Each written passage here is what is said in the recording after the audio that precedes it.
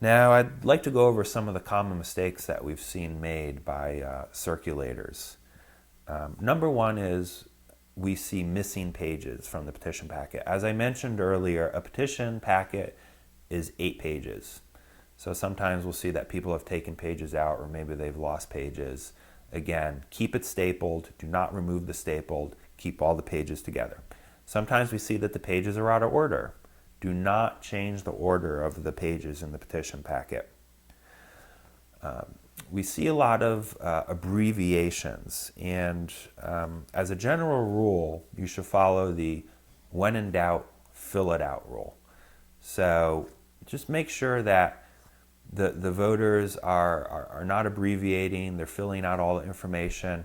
It's okay to go outside the lines a little bit. Realize that the boxes can be small for some of the longer counties or street addresses, but just have them write legibly, have them write a little bit with smaller letters, and they can go outside the lines of the boxes a little bit.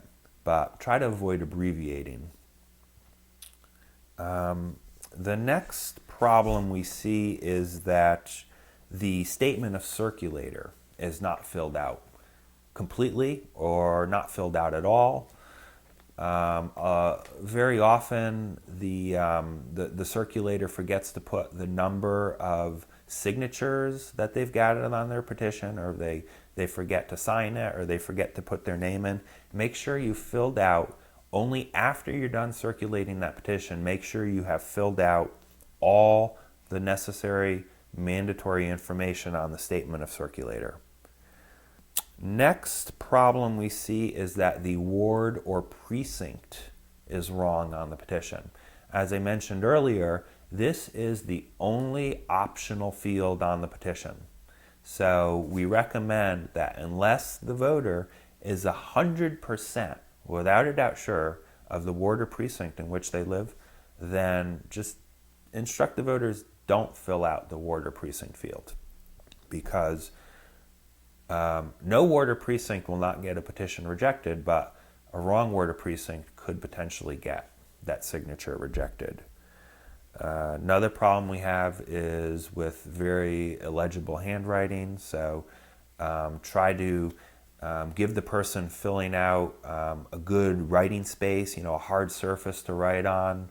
Ask them before they start filling out to make sure that they fill out the information as legibly as possible. The only exception to that rule would be the signature. If the person has a messy signature, really the point is that the signature on this petition has to match the way that they've signed their voter registration that is on file with the County Board of Elections. Next thing we see is that the people have filled out the wrong date on the date field of the petition.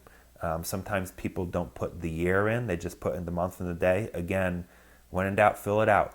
Put all the information in that you can possibly fill in. Don't leave any information out. And lastly, one of the main problems that we see is that people have mixed counties within a single petition packet. So one petition packet, as mentioned earlier, can only contain the signatures of the registered voters in one county only. Again, if you have the possibility of collecting signatures from voters in multiple counties, for example, if you're close to the border of a county, or if you're going to an event where people are going to be coming in from multiple counties, make sure to go ahead of time to have multiple petition packets with you, and have one for each county ready to go, and then instruct the voters to fill out their information in the petition packet that is for their county only.